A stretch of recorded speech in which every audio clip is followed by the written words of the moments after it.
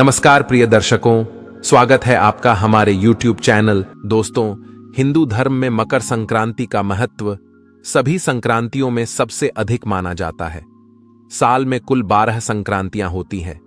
सूर्य किसी भी राशि में प्रवेश करते हैं तो उसे संक्रांति कहा जाता है। जब सूर्य मकर राशि में प्रवेश करते हैं तो इसे मकर संक्रांति कहा जाता है। मकर संक्रांति के दिन सूर्य देव की उपासना करने से बहुत ही ज्यादा शुभ फल प्राप्त। दर्शकों, हम कहानी शुरू करें और आप इस वीडियो में खो जाएं। इससे पहले अगर आप हमारे चैनल पर पहली बार आए हैं तो हमारे YouTube चैनल को सब्सक्राइब करें। प्रिय दर्शकों, अगर आप भी भगवान श्री कृष्ण को सच्चे दिल से मानते हो तो कमेंट में सच्ची श्रद्धा से जय श्री कृष्ण जरूर लिखें। साल भर सूर्य देव की कृपा प्राप्त होती है और व्यक्ति के जीवन में बहुत ही महत्वपूर्ण बदलाव होते हैं। हर साल जनवरी के महीने में संक्रांति का त्योहार मनाया जाता है। शनिदेव मकर और कुंभ राशि के स्वामी है। इसी कारण से यह माना जाता है कि इस दिन सूर्य देव अपने पुत्र शनि से मिलने के लिए जाते हैं। इस पिता पुत्र के मिलन को मकर संक्रांति के त्योहार के नाम से मनाया जाता है। शनि देव ने अपने पिता सूर्य देव के स्वागत में बहुत ही महत्वपूर्ण वस्तुओं का प्रयोग किया था। अगर आप भी मकर संक्रांति के दिन सूर्य देव को ये वस्तुएं चढ़ाते हैं अथवा जल में ये चीजें डालकर सूर्य देव को चढ़ाते हैं तो सूर्य देव आपसे अत्यंत प्रसन्न हो जाएंगे और आपको सुख संपन्नता का आशीर्वाद प्रदान करेंगे। भगवान श्री कृष्ण कहते हैं, मकर संक्रांति के दिन सूर्य देव को इन वस्तुओं के साथ अर्घ्य देने से दुख दरिद्रता समाप्त होती है और जीवन में सुख समृद्धि आती है। इस प्राचीन कथा के माध्यम से हम आपको बताते हैं कि मकर संक्रांति के दिन सूर्य को अर्घ्य देना कितना महत्वपूर्ण होता है और उसका क्या फल प्राप्त होता है। दोस्तों, एक बार नारद जी भगवान श्री कृष्ण के पास आते हैं और उनसे पूछने लगते हैं, हे प्रभु, मकर संक्रांति के दिन सूर्य को जल देने का क्या औचित्य है? सूर्य को जल क्यों दिया जाता है? सूर्य को जल देने के क्या फायदे हैं तथा सूर्य को जल देने की सर्वोत्तम विधि कौन सी है? तब भगवान श्री कृष्ण नारद जी से कहते हैं, हे देवर्षि, आपने समस्त मानव जाति के कल्याण हेतु उचित प्रश्न किया है। सूर्य देव की उपासना अत्यंत शुभ फलदायी है। प्रत्येक मनुष्य को सूर्य को जल अवश्य देना चाहिए। हे देवर्षि, मैं आपको एक अत्यंत पवित्र कथा सुनाता हूं जिससे आपकी द्विधा समाप्त हो जाएगी और आपको आपके सभी प्रश्नों के उत्तर भी मिल जाएंगे। जो भी इस कथा का श्रवण करता है उसे 100 वर्षों तक सूर्य को जल देने का फल प्राप्त होता है। इसीलिए आप इस कथा को ध्यान से पूरा जरूर सुने। दोस्तों, भगवान श्री कृष्ण ने सूर्य देव की महिमा का वर्णन करने के लिए नारद जी को एक अत्यंत पवित्र कथा सुनाई है।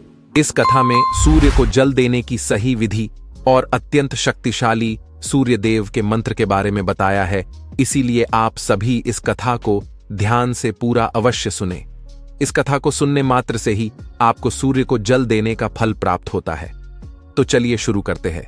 भगवान श्री कृष्ण कहते हैं, हे देवर्षि, प्राचीन काल की बात है। दक्षिण देश में एक अत्यंत प्राचीन शोभायमान नगरी थी। उस नगरी में देव शर्मा नाम का ब्राह्मण अपनी पत्नी कलावती के साथ निवास करता था। देव शर्मा शास्त्र ज्ञान में पारंगत था, किंतु उसने अपने ज्ञान का कभी सदुपयोग नहीं किया। उसने उसके ज्ञान का उपयोग केवल धन कमाने के लिए किया। देव शर्मा ने अपने जीवन में कभी दान धर्म नहीं किया, कभी सूर्य देव को अर्घ्य नहीं दिया। वह अत्यंत स्वार्थी और दंभी स्वभाव का था। फिर एक दिन वह वन से जा रहा था तो एक विषैले सर्प के काटने के कारण देव शर्मा की मृत्यु हो गई। मृत्यु के बाद देव शर्मा को यम के दूत यमलोक लेकर गए। वहां यमराज ने देव शर्मा के पाप और पुण्य का मूल्यांकन किया और देव शर्मा को नरक में डाल दिया। देव शर्मा अनेकों वर्षों तक नरक में सजा भुगतने लगा और फिर उसे प्रायश्चित करने के लिए फिर से मनुष्य जन्म की प्राप्ति हुई। उसका दूसरा जन्म एक गरीब क्षुद्र के घर पर हुआ। दूसरे जन्म में उसे अत्यंत दुख भोगने पड़े। उस शूद्र के बड़े होते ही उसके पिता ने उसका विवाह एक युवती से करा दिया और फिर वह उस युवती के साथ वन में ही झोपड़ी में रहने लगा। विवाह के बाद अनेक वर्षों तक उस शूद्र को कोई संतान नहीं हुई। इसीलिए वह और भी अधिक दुखी रहने लगा। लेकिन इतने में ही उसके दुख समाप्त नहीं हुए। कुछ वर्षों के बाद दैव योग से उसके शरीर में भयंकर कोढ़ का रोग उत्पन्न हुआ और वह भयंकर कोढ़ के रोग से पीड़ित हो गया। उसके शरीर पर अनगिनत जख्म हुए जिनसे पस निकलता रहता था। वह कोढ़ी शूद्र अब कुछ काम भी नहीं कर सकता था और दिन भर घर पर ही पड़ा रहता। उसकी पत्नी एक पतिव्रता नारी थी। उसने पति को कोढ़ होने के बाद भी उसका साथ नहीं छोड़ा और वह उसकी नित्य सेवा करती रहती थी। वह अपने पति को ही परमेश्वर मानकर उसकी पूजा करती थी, उसके लिए भोजन का प्रबंध करती थी, उसे स्नान करती थी। वह शूद्र अनेक बार मन ही मन सोचता रहता था कि किस जन्म के पाप के कारण उसे यह कोढ़ रोग हुआ। ऐसा सोचते हुए वह बहुत ही निराश और उदास रहने लगा। फिर एक दिन उसके द्वार पर एक साधु पधारे। उस कोढ़ी शूद्र की पत्नी ने उन साधु महात्मा की बड़ी सेवा की, जिससे प्रसन्न होकर उस साधु ने उस कोढ़ी की पत्नी को वर मांगने के लिए कहा। तो कोढ़ी की पत्नी ने कहा, हे महात्मा, मेरे लिए मेरे पति ही सर्वस्व है, वही मेरे स्वामी है, अतः आपसे विनती है कि मेरे पति का रोग दूर करे और उन्हें पहले के जैसा बना दे। इस पर उस साधु महात्मा ने कहा, हे देवी, यह रोग तुम्हारे पति को उसके पिछले जन्म के कर्मों के कारण प्राप्त हुआ है। यही विधि का विधान है, मैं इसमें हस्तक्षेप नहीं कर सकता। ईश्वर मनुष्य को उसके पाप कर्मों का दंड अवश्य देते हैं, कोई भी इससे चूक नहीं सकता। किंतु मैं तुम्हें इसका उपाय बता सकता हूं। इस रोग से बचने के लिए केवल एक ही उपाय है, तुम अपने पति को लेकर सूर्यदेव की शरण में जाओ, सूर्यदेव की नित्य उपासना करो। सूर्यदेव की कृपा से तुम्हारा पति कोढ़ से मुक्त हो जाएगा और उसे कामदेव के समान सुंदर रूप प्राप्त होगा। फिर उस साधु महात्मा ने उस स्त्री को सूर्यदेव की उपासना की विधि बताई। उस विधि को जानकर उस कोढ़ी की पत्नी ने अपने पति के साथ मिलकर पूरी निष्ठा और श्रद्धा से सूर्यदेव की उपासना की और देखते ही देखते कुछ ही दिनों में उसका पति पूरी तरह से ठीक हो गया। वह कोढ़ के रोग से पूरी तरह से मुक्त हो गया और सूर्यदेव की कृपा से उसे सुंदर रूप, बलवान शरीर तथा धन संपत्ति की प्राप्ति हुई और वह कोढ़ी शूद्र बहुत धनवान बन गया। हे नारद, अब मैं तुम्हें सूर्यदेव को प्रसन्न करने की विधि और मंत्र के बारे में बताता हूं, जिसे करने से मनुष्य के सभी रोग नष्ट होते हैं, उसे उत्तम स्वास्थ्य और सुख समृद्धि की प्राप्ति होती है। रोज सूर्यदेव को जल चढ़ाना एक ऐसा नियम है जो मनुष्य के जीवन में बहुत बड़ा बदलाव ला सकता है। सूर्यदेव प्रकाश, सकारात्मकता, इंद्रिय संयम, ऊर्जा आदि के देवता हैं।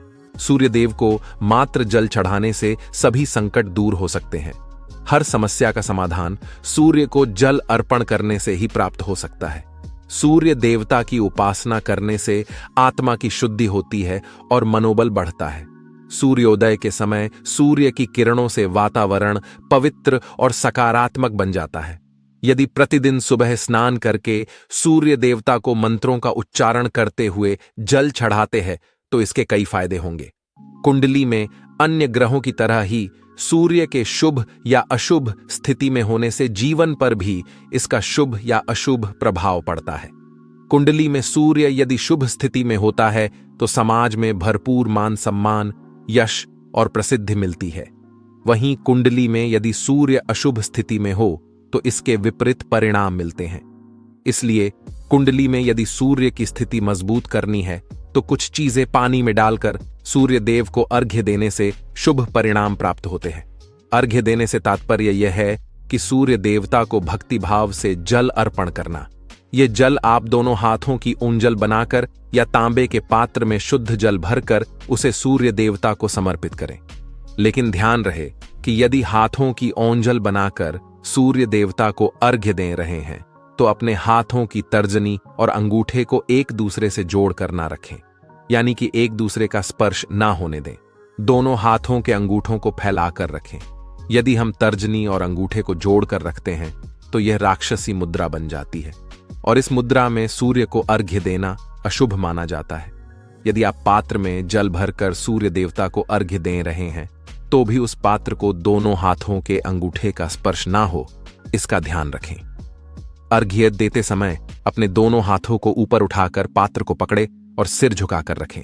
सूर्य देवता को अर्घ्य हमेशा सूर्योदय के समय देना चाहिए। उगते हुए सूर्य की उपासना करना हमेशा ही शुभ होता है। सूर्योदय के 2 घंटे बाद अर्घ्य देने का कोई भी औचित्य नहीं होता है। यदि किसी कारणवश आप सूर्योदय के समय अर्घ्य ना दे सके तो 3 बार अर्घ्य देने के बजाय 4 बार अर्घ्य दें और सूर्य देवता से क्षमा मांग लें। इससे दोष कम हो जाता है। सूर्य को जल तांबे के पात्र में ही देना चाहिए। तांबा को सूर्य देव की प्रिय धातु माना गया है, इसीलिए सूर्य को जल देने के लिए केवल तांबे से बने पात्र का ही प्रयोग करना चाहिए। अन्य धातुओं से बने पात्रों में सूर्य को अर्घ्य देने से कोई लाभ प्राप्त नहीं होता है। परमात्मा ने सूर्य को जगत में प्रकाश करने, संचालन करने, अपने तेज से शरीर में ज्योति प्रदान करने तथा जठराग्नि के रूप में आमाशय में अन्न को पचाने का कार्य सौंपा है। इसी कारण से तांबे के पात्र में रखे जल को पीने से व्यक्ति पेट से जुड़े रोगों से भी मुक्त हो जाता है। उस तांबे के पात्र में गंगा जल या पवित्र नदियों का जल भरें। यदि ऐसा संभव नहीं है तो शुद्ध जल का प्रयोग करें। मात्र जल से कभी भी अर्घ्य नहीं देना चाहिए। जल के पात्र में जल के साथ मुख्य रूप से कोई भी लाल फूल, लाल चंदन और अक्षत जरूर डालें। आप चाहें तो इस जल में थोड़ा सा घी, शहद, दूध या गुड़ इत्यादि भी मिला सकते हैं। खासकर मकर संक्रांति के दिन जल में तिल और गुड़ डालकर सूर्य देव को जल चढ़ाना चाहिए।